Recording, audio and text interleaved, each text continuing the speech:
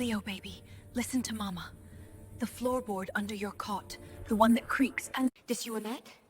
You hide there and you don't make a sound. Do you understand me? Mama, I'm scared. Why are they coming? Because we're special. And some people fear what they don't understand. Frostblood Witch! We know you're in there. The tyrant wants what's his! There's nothing here that belongs to Jackson Wolf! The boy. The boy belongs to the pack. You can't hide him forever, Winters.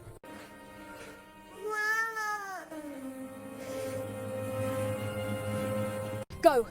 Now. No matter what you hear, you stay hidden. You stay... Found her! She's alone!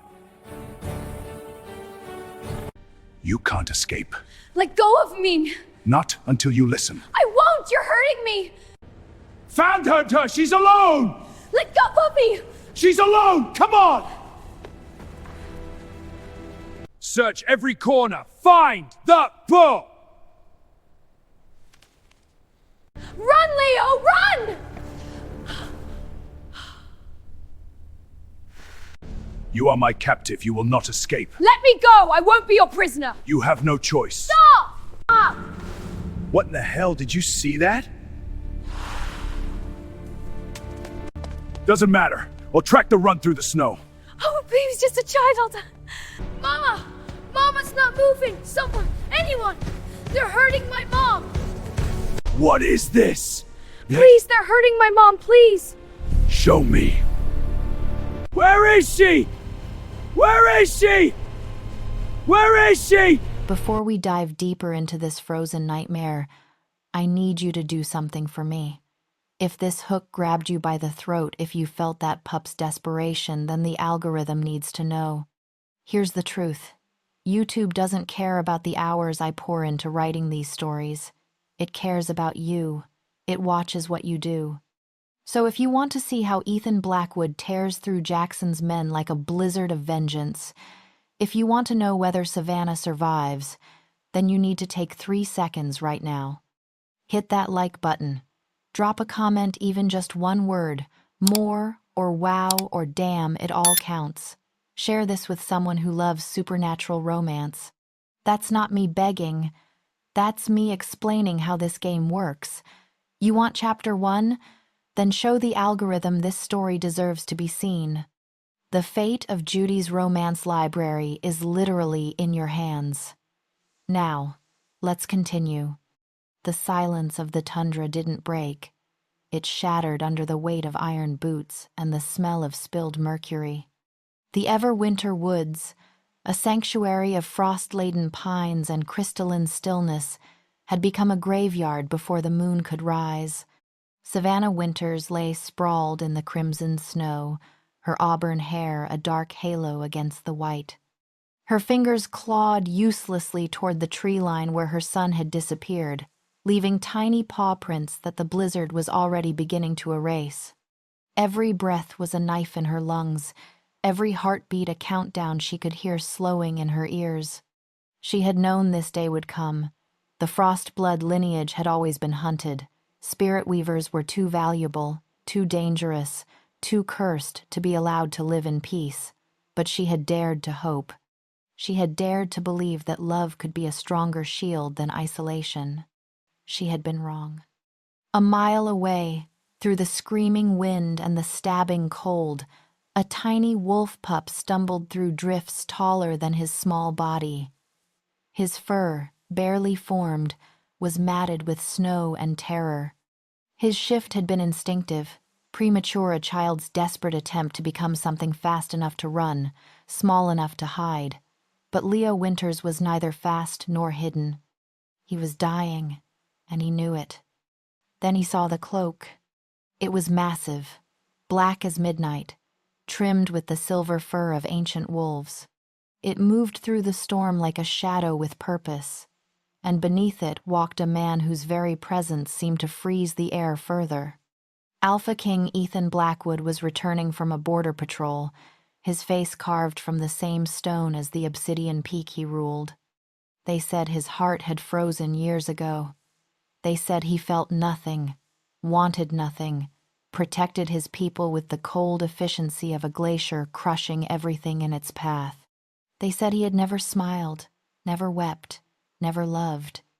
They were right about everything except the last part. Leo didn't think. He simply acted.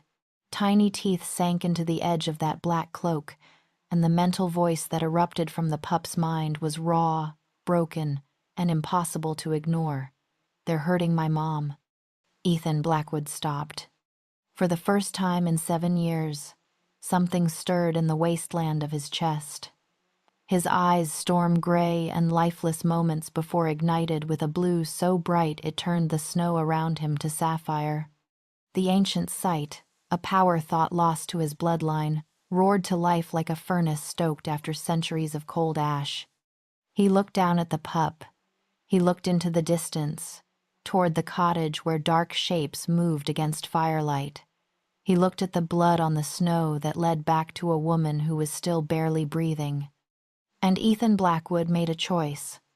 "Hold on, little one," he said, his voice like grinding glaciers.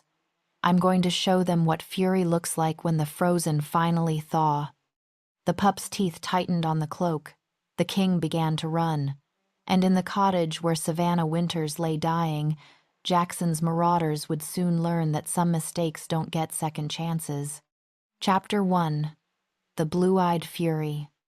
Ethan Blackwood didn't announce his arrival. The door to the cottage simply ceased to exist, exploding outward in a shower of frozen splinters and hinges twisted like paper. The 4 marauders inside spun toward the destruction, weapons half drawn, mouths opening to shout warnings that would never escape their throats. The ancient sight turned the world into a map of vulnerabilities. Ethan could see the weak points in their armor, the rhythm of their heartbeats, the exact angle required to shatter bone with minimal effort. It wasn't fairness. It was mathematics delivered with claws and ice. The first marauder died before he understood he was fighting. Ethan's hand shifted into something between human and wolf. Talons like frozen daggers punched through the leather chestplate and pierced the heart with surgical precision. The man's eyes went wide, then empty. "King Blackwood," Jackson's lieutenant gasped, stumbling backward, his sword finally clearing its sheath. "This is pack business. The Frostblood Witch is under my protection." Ethan's voice was devoid of emotion, which made it infinitely more terrifying. "You have 3 seconds to tell me who sent you before I stop being efficient and start being creative." The lieutenant's amber eyes flickered with defiance, with calculation, with the desperate hope that his reputation as Jackson Wolf's enforcer would be shield enough. "The tyrant has claim to the boy. Ancient rights of—" Ethan moved. The lieutenant's sword arm separated from his body at the shoulder, frozen solid before it hit the ground. The man's scream was a high, keening thing that shattered into sobs. 2 seconds wasted," Ethan observed. "Who sent you?" "Jackson! Jackson Wolf!" The lieutenant was on his knees now, cradling the stump of his arm, his face a rictus of agony and shock. "He wants the Weaver. He says she's the key to the cure." Ethan's glowing eyes narrowed. "The cure? The pack madness. It's spreading. You must have seen it in your own ranks. We're losing ourselves, King. Jackson says the Frostblood can fix it, but only if we—" The lieutenant never finished. Ethan's clawed hand closed around his throat and squeezed until the vertebrae cracked like ice. The remaining 2 marauders broke. They ran, but the blizzard outside was Ethan's ally now. The ancient sight let him see through the storm as if it were a summer day, and what the marauders couldn't see, they couldn't dodge.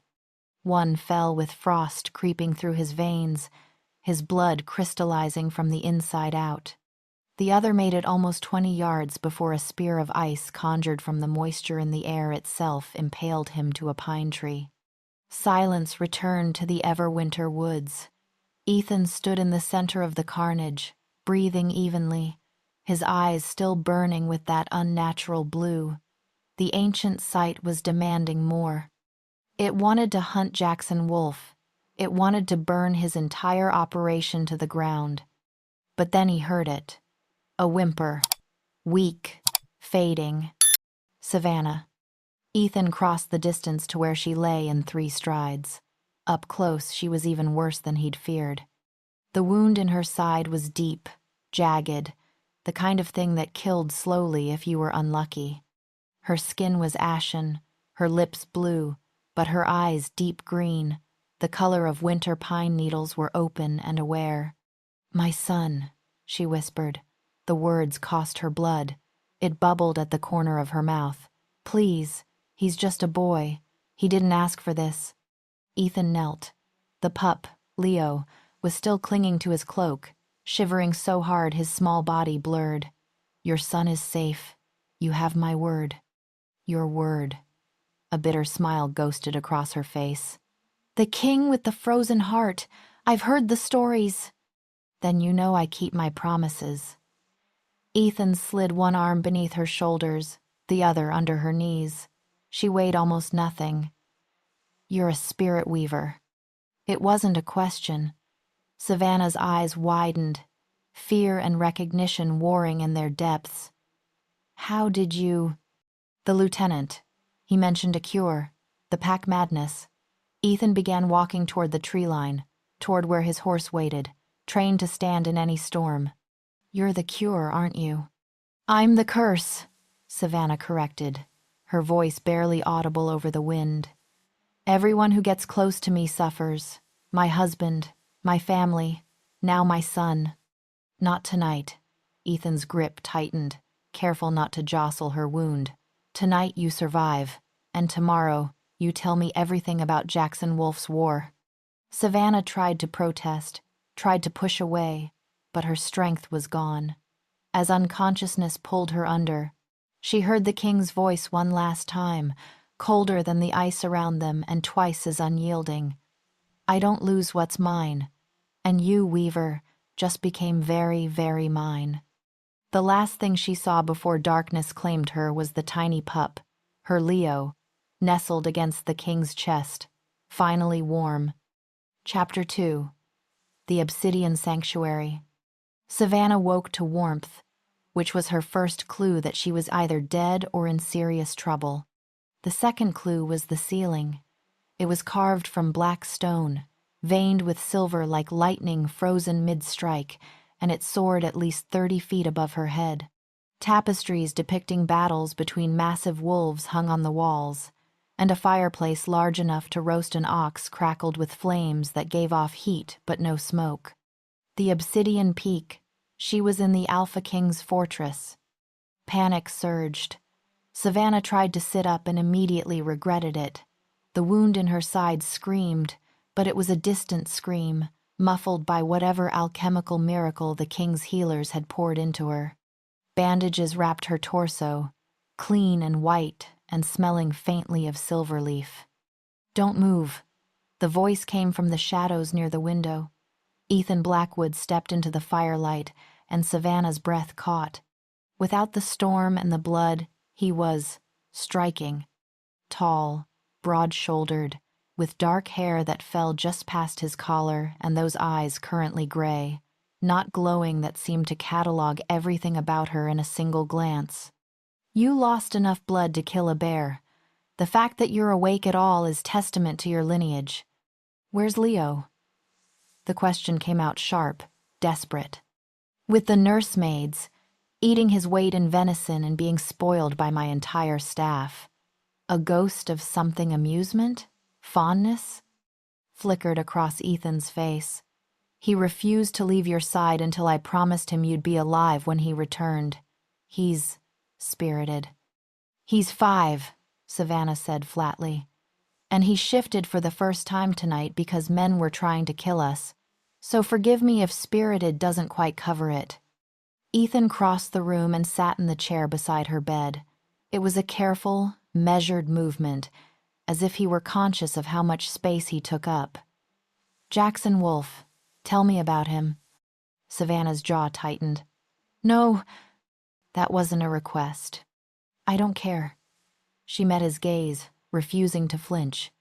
You saved us, and I'm grateful, but I won't drag you into this. Jackson is my problem. He became my problem the moment his men entered my territory. Ethan leaned forward, elbows on his knees. And he becomes my priority the moment I learn he's after a spirit weaver. So you can tell me willingly, or I can have my spy master extract the information. Your choice. Savannah laughed, a harsh, bitter sound. You think I'm afraid of interrogation? I've been running from worse than you for 6 years. I don't doubt it. Ethan's expression didn't change. But you weren't running with a 5-year-old who just had his first shift. You weren't running while bleeding out in the snow.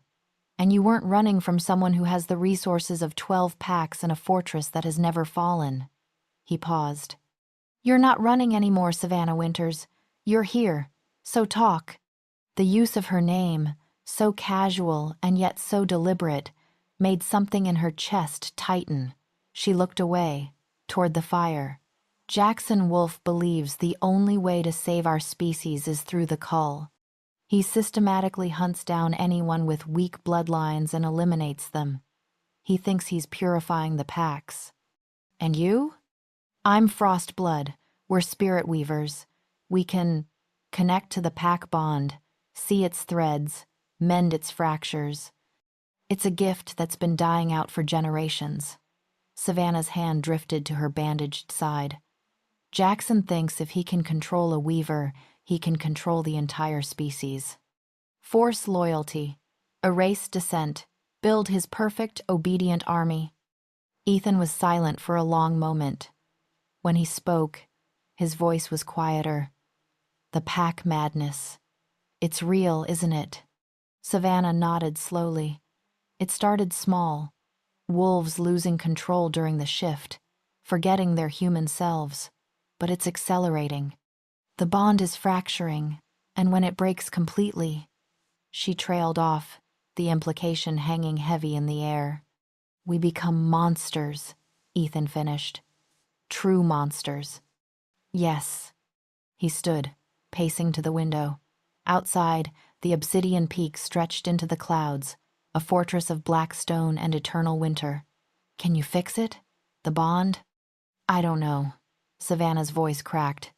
I've spent 6 years running, hiding, trying to keep Leo safe.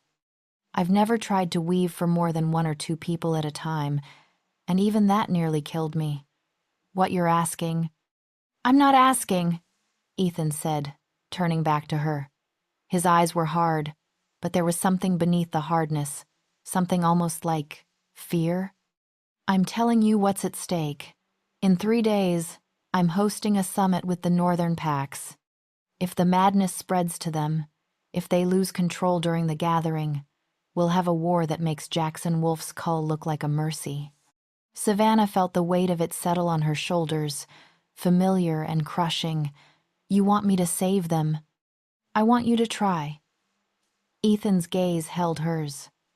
And in return, I'll give you what you've been searching for. A place where your son doesn't have to hide. A world where he can be what he is without fear. It was everything she'd ever wanted. It was also a gilded cage. And if I fail? Savannah whispered. Ethan Blackwood smiled, and it was the saddest thing she'd ever seen. Then we all burn together, Weaver. But at least you won't burn alone. Chapter 3. The Fractured Bond. The first sign of the madness came during breakfast. Savannah had been awake for 3 days, recovering under the watchful eyes of Ethan's healers and the even more watchful presence of Leo, who refused to leave her side for longer than it took to use the privy. She'd been moved to a suite overlooking the training yards, where she could see the King's Guard drilling in the snow, their movements precise and deadly. She was watching them when one of the guards, a young man with red hair and a scar across his jaw, suddenly stopped mid-lunge. His training partner called out a question, concerned, but the red-haired guard didn't respond. He stood there, swaying, his eyes glazing over. Then he shifted. It wasn't the controlled shift of a seasoned wolf. It was violent, chaotic, bones breaking and reforming in angles that weren't quite right. The wolf that emerged was wrong, too large, too wild, its eyes empty of anything resembling humanity. "No," Savannah breathed, pressing her hand to the window. "No, no, no." The wolf lunged at its former partner, jaws snapping. The other guards reacted instantly, surrounding the beast, shouting commands that went unheard. One of them made the mistake of getting too close. The maddened wolf's teeth closed around his arm, and the scream that followed was abruptly cut short as another guard drove a silver-tipped spear through the beast's heart. Silence fell over the yard. The red-haired guard's body, human again in death, lay twisted in the snow. His eyes were open, staring at nothing. Savannah's door slammed open. Ethan stood in the doorway, his face grim. "You saw." "That was the madness," Savannah said, turning from the window. "That's what happens when the bond fractures." He was 23 years old. He had a mate, a daughter. Ethan's voice was flat, but his hands were clenched into fists. "This is the 4th one this month. Before that, it was 2 a month. Before that, 1. It's accelerating." "I know. Can you fix it?" The question was blunt, desperate. Savannah closed her eyes. She could feel the bond even from here, a vast, invisible web that connected every wolf in the peak, every soul in Ethan's territory. It was fraying, threads snapping one by one, the whole structure groaning under strain it was never meant to bear. "I can try to stabilize it," she said slowly. "But it's like trying to mend a tapestry while someone is still tearing it apart. If I don't find the source of the fracture, anything I do will be temporary." "Then find it." Ethan crossed the room in 3 strides, gripping her shoulders, gentle but firm. "Please, Savannah, I'm running out of time. We're all running out of time." She looked up at him, this king with the frozen heart, and saw the cracks in his armor. He wasn't cold. He was terrified, terrified of failing his people, terrified of becoming the monster he'd spent his life avoiding. "I'll need to go deep," Savannah warned, "into the bond itself. It's dangerous. If I get lost in there, I might not come back. Then I'll pull you out." Ethan's grip tightened. "You have my word." It was insane. It was reckless. It was exactly the kind of martyrdom she'd sworn to avoid. But when Savannah looked past Ethan, to where Leo was playing with a wooden wolf one of the staff had carved for him, laughing for the first time in weeks, she knew she didn't have a choice. "Tonight?" she said. "I'll try tonight." The weaving chamber was deep in the heart of the obsidian peak, a circular room carved from black stone and lined with crystals that hummed with old power. Savannah stood in the center, barefoot, her hands outstretched. Around her, 12 guards formed a protective circle, and at the edge of the room, Ethan watched with those unreadable gray eyes. "If I scream," Savannah said, "don't touch me. The bond will interpret it as an attack and lash out." "And if you stop breathing?" Ethan asked. "Then you have permission to drag me out by force." She smiled weakly. But only then. Before she could second-guess herself, Savannah closed her eyes and opened her mind to the bond. It hit her like a tidal wave. Thousands of voices, thousands of souls, all connected by threads of light and shadow. She could feel their fears, their hopes, their loves and losses. It was beautiful. It was overwhelming. It was breaking. She pushed deeper, following the fractures, tracing them back to their source. The threads led her down, down, into a darkness that felt ancient and hungry. And at the center of it all, she found him. Ethan. No, not Ethan as he was now. Ethan as he had been, 7 years ago. She saw him standing at the edge of a cliff, the bond blazing around him, and she watched as he made a choice. He severed his own connection, isolated himself, became an island in a sea of souls. He'd done it to protect them. The madness had been inside him, a seed of chaos inherited from something older than memory, and he'd starved it by cutting himself off. He'd thought he was saving his people. Instead, he'd doomed them. The bond couldn't function with its center missing. It was like a wheel without an axle, spinning apart. Savannah's eyes snapped open. She gasped, stumbling, and Ethan was there instantly, catching her before she hit the ground. "What did you see?" he demanded. She looked up at him, this man who had sacrificed his own soul to save others, and felt something break open in her chest. "I saw you," she whispered, "and I know how to fix this." Chapter 4. The Tyrant's Ultimatum. Jackson Wolf arrived at dawn with an army at his back and a storm in his wake. Savannah watched from the battlements as the forces assembled below 300 strong, their armor black as pitch, their banners bearing the sigil of a wolf devouring its own tail. At the front of the formation, mounted on a horse the color of old blood, sat the tyrant himself. Jackson was smaller than she'd expected, almost delicate, with silver blonde hair and features that might have been beautiful if they weren't twisted by cruelty. He wore the stolen pelt of a frost blood alpha around his shoulders, a trophy from one of his earlier culls. "He's insane," Ethan said, coming to stand beside her. "Attacking the Obsidian Peak is suicide." "He's not here to attack," Savannah said quietly. "He's here to negotiate." As if summoned by her words, a messenger rode forward from Jackson's ranks, a white flag fluttering above his head. The gates of the peak opened, and the messenger was escorted inside under heavy guard. 10 minutes later, Savannah and Ethan stood in the throne room, listening to Jackson Wolf's demands. "My lord requires the presence of Savannah Winters," the messenger said, his voice shaking only slightly. "She is frost blood, and by the ancient accords, all weavers belong to the pack's strongest alpha." "The ancient accords were abolished 2 centuries ago," Ethan replied, his voice like grinding stone. "Try again." The messenger swallowed. "My lord offers a trade, then," the weaver, "in exchange for this." He held up a small, crystalline sphere that pulsed with sickly green light. Even from across the room, Savannah could feel the wrongness of it. "What is that?" she whispered. "The heart of the first pack," the messenger said. "The original bond, crystallized and corrupted. My lord has used it to unmake 17 packs in the last year. He can use it to unmake yours as well, King Blackwood, unless you give him what he wants." The room went deathly silent. Ethan's hands were steady, but Savannah could see the blue starting to creep into his eyes, the ancient sight responding to his rage. "Tell your master," Ethan said softly, "that he can take his heart and his ultimatum and march them both straight into the abyss. Savannah Winters is under my protection. If Jackson wants her, he'll have to go through me." The messenger paled. "King Blackwood, please.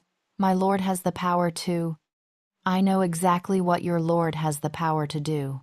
Ethan descended from his throne, each step deliberate, "and I'm telling him it won't be enough. Now leave my sight before I forget the rules of parley." The messenger fled. Savannah waited until they were alone before speaking. "You shouldn't have done that. Would you rather I hand you over to a madman?" "I'd rather you didn't start a war over me." Savannah's voice rose, frustration boiling over. "You don't understand what Jackson is capable of. That heart, if he uses it on the peak, everyone here will lose themselves.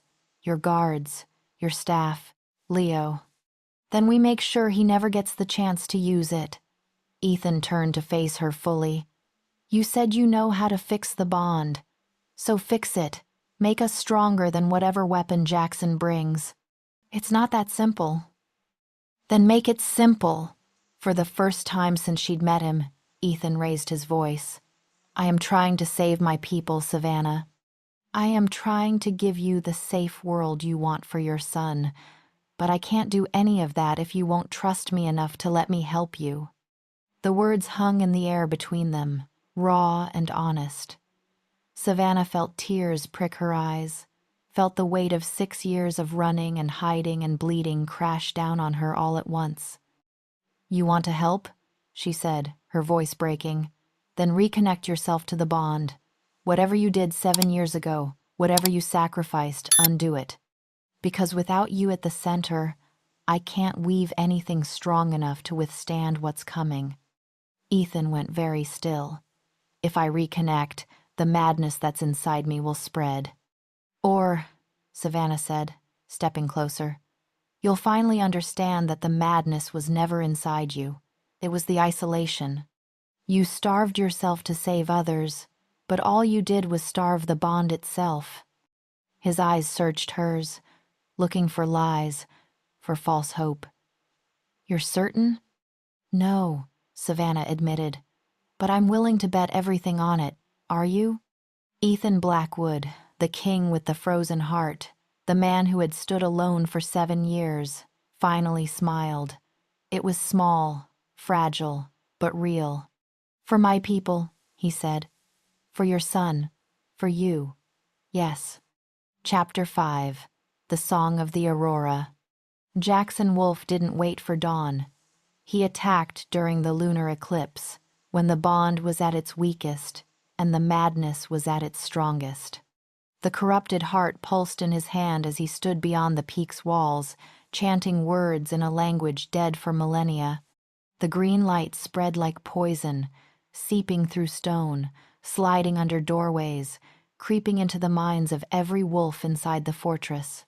Savannah felt it the moment it began. She was in the weaving chamber with Ethan, preparing for the reconnection, when the bond lurched sideways. Screams echoed from the corridors above. "It's starting," Ethan said, his voice tight. His own eyes were flickering between gray and blue, the ancient sight trying to activate in response to the threat. "Then we start too." Savannah grabbed his hands. "No matter what you see in there, no matter what the bond shows you, you hold on to me. Understand?" "I understand." She didn't give him time to reconsider. Savannah plunged them both into the bond. The world exploded into light and sound. She could see every thread, every soul, every fracture. And she could see the poison spreading, Jackson's corruption turning the beautiful web into a tangled nightmare. Wolves were shifting involuntarily, attacking their own mates, their own children. And at the center of it all, where Ethan's thread should have been, there was nothing. A void, 7 years old, growing colder by the second. "Reconnect," Savannah commanded, her mental voice ringing through the bond. "Ethan, you have to reconnect.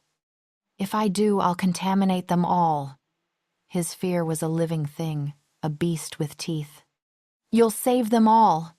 Savannah tightened her grip on his consciousness, pulling him toward the void. "Trust me. For once in your life, trust someone else to carry the weight." She felt the moment he let go. The moment he stopped trying to protect everyone and allowed himself to be part of the whole. His thread, brilliant, blazing blue, erupted from the void and slammed into the center of the bond. The effect was instantaneous. The web stabilized, the fractures beginning to heal, the poison retreating as if burned. But it wasn't enough. Jackson's heart was too strong, too ancient, and even Ethan's reconnection couldn't fully cleanse it. Savannah made a choice. She stepped into the line of fire. Her consciousness expanded, spreading across the entire bond, weaving through every thread, every soul. She became the bridge between them, the living conduit that turned a fractured web into a unified whole. The pain was excruciating, like being burned alive from the inside out, but she didn't let go.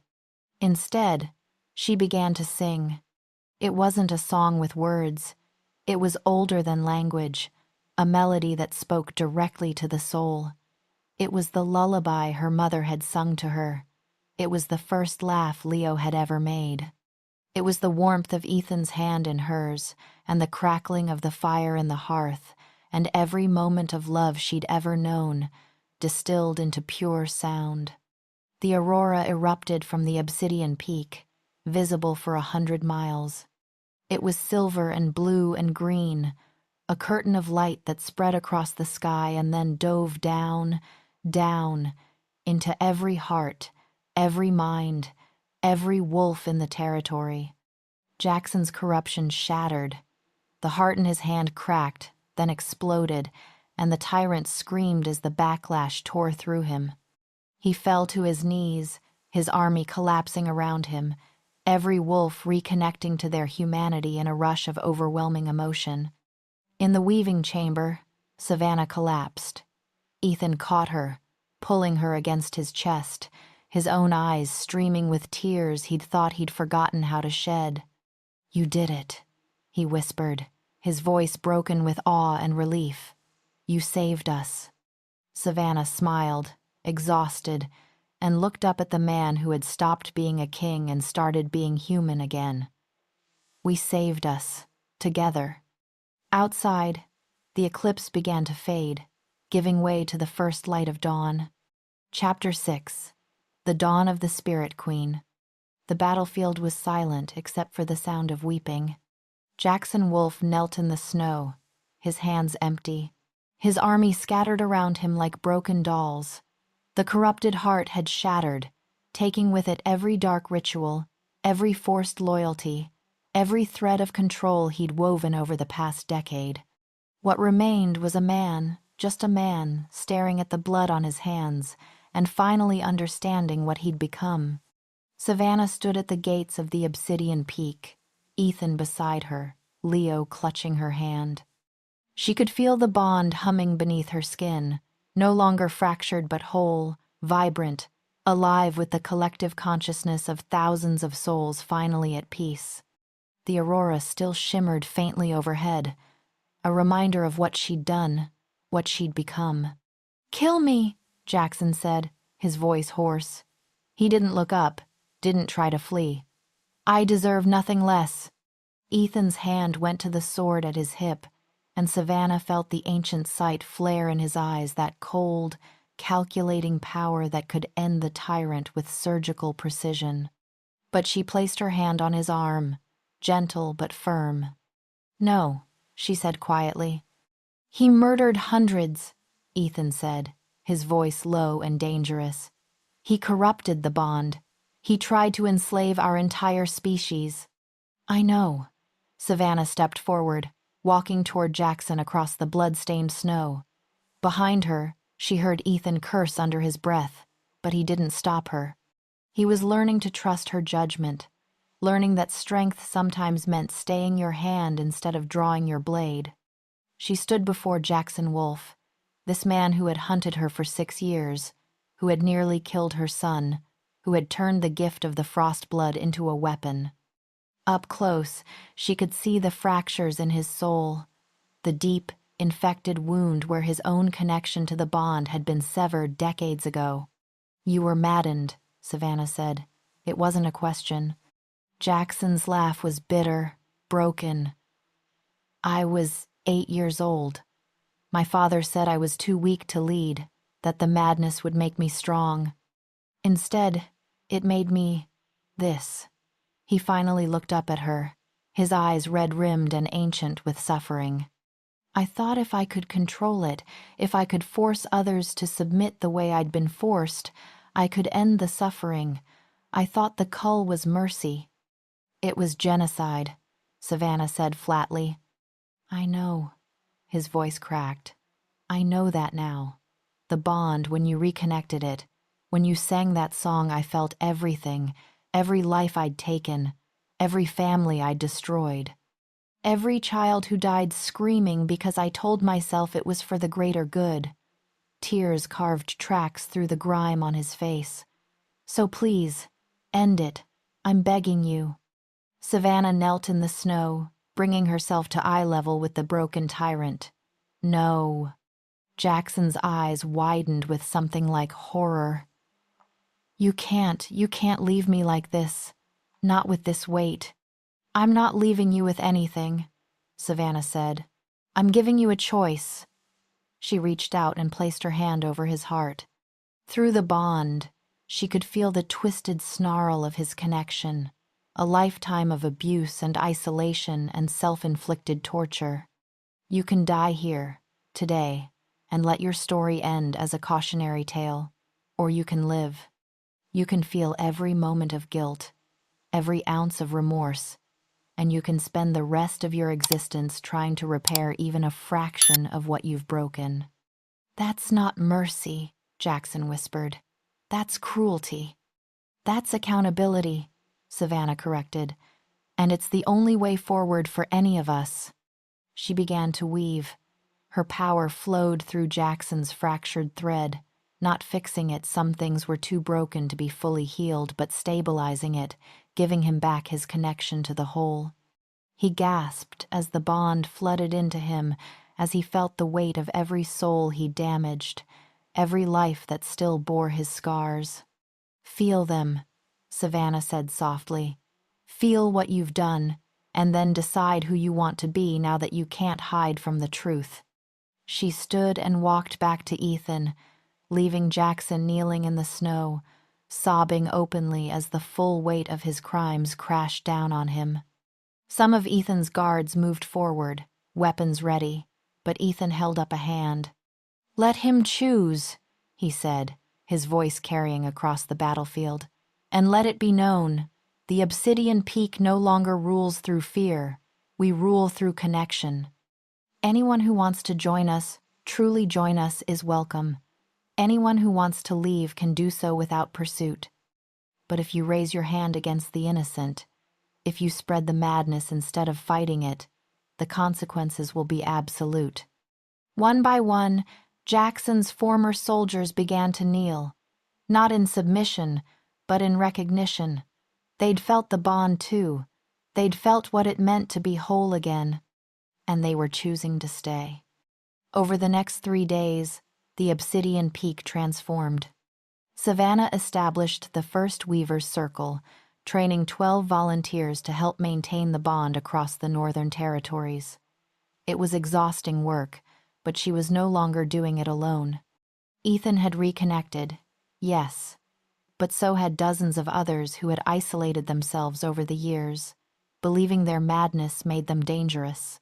Together, they formed a network of support, a living web that grew stronger with each new connection. Leo thrived. His premature shift had stabilized, and under the tutelage of Ethan's master-at-arms, he was learning to control his wolf form with a precision that belied his age. More importantly, he was learning to be a child again, laughing, playing, making friends with the other young wolves in the Citadel. And Jackson Wolf, true to Savannah's challenge, chose to live. He surrendered himself to the judgment of the families he'd destroyed, working in the lowest capacity of the Peak's reconstruction efforts. He didn't speak unless spoken to. He didn't defend himself. He simply worked, day after day, carrying stones and clearing rubble and bearing witness to his own capacity for harm. Some said it was too lenient. Others said it was worse than death. Savannah thought it was exactly what he deserved. On the 7th day after the battle, as the last of the aurora finally faded from the sky, Ethan found Savannah on the battlements. She was watching the sunset paint the snow in shades of gold and rose, her expression peaceful for the first time since he'd met her. "The northern packs have agreed to the summit," he said, coming to stand beside her. "They want to meet the Spirit Queen who saved us all." Savannah snorted. "I'm not a queen. You united 12 territories in a single night. You turned our greatest enemy into our greatest lesson. You gave us back our souls." Ethan turned to face her fully. "If that's not royalty, I don't know what is." She looked up at him, this man who had gone from frozen king to fully present partner, and felt something warm unfurl in her chest. "I couldn't have done any of it without you." "I know," Ethan said, and smiled a real smile, full of warmth and mischief and life. "That's why we're doing this together. Spirit Queen and Alpha King, partners." "Partners," Savannah agreed. He leaned down, and she rose up, and their lips met as the last light of day gave way to the first stars of night. The bond sang around them, through them, a melody of hope and healing and hard-won peace. When they finally pulled apart, Savannah saw Leo watching from the doorway, a knowing grin on his young face. "Does this mean Ethan's my dad now?" he asked, far too innocently. Savannah laughed, bright and free. "One step at a time, little wolf." But as Ethan ruffled Leo's hair and the three of them headed inside together, a family forged not by blood but by choice, Savannah knew that the answer was already yes. The era of the cull was over. The age of empathy had begun, and the Frostblood Weaver who had spent 6 years running had finally found a place to call home. Listen to me carefully. This is where most people scroll past, but you're not most people, are you? You just spent over an hour with Savannah, Ethan, and Leo. You felt that pup's terror. You witnessed the king's transformation.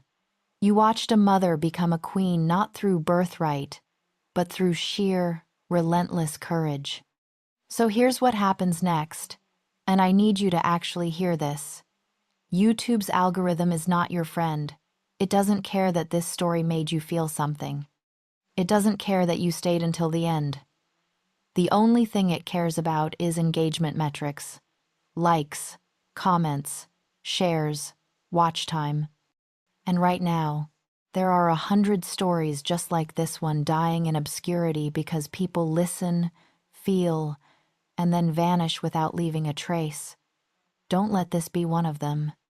If Savannah's arc resonated with you, if Ethan's journey from isolation to connection meant something, if you want to see more stories where the broken become whole and the vulnerable become powerful, then I need you to do something. Not think about it. Not maybe later. Now. Hit that like button so hard it glows. Drop a comment, tell me which moment hit you hardest, or just type more if words fail you. Share this with one person. Just one. Someone who needs to know that trauma doesn't have to be a life sentence. Someone who needs to hear that true strength is connection, not isolation. This is Judy's Romance Library, and we're building something different here. But I can't build it alone. The algorithm won't let me. So be the bridge, be the connection. Be the one who says, this story deserves to be heard. Your move, make it count.